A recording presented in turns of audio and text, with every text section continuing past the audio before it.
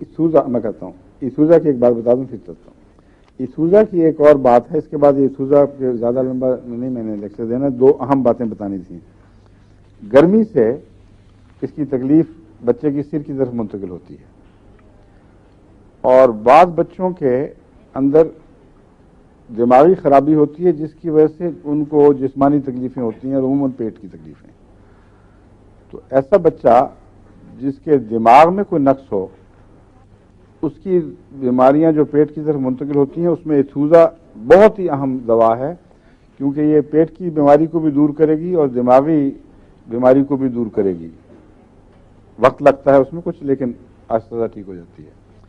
اگر دوسرا علاج کر کے پیٹ کی بیماری دور کی جائے تو ایسا بچہ عموماً پھر نیم پاگل سے پاگل ہونا شروع ہو جاتا ہے، کیونکہ جسمانی بیماری خصوصاً معدے کا الٹی کرنا یا دست وغیرہ جاری ہونا، یہ اس کے ان مادوں کو نکالتی ہے یہ چیز جن کا دماغ پر برا اثر پڑتا ہے۔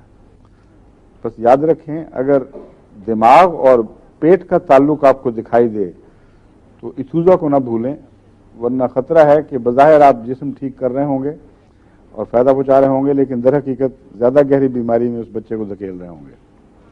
اچھا، اب بتائیے آپ کیا کہتی تھیں؟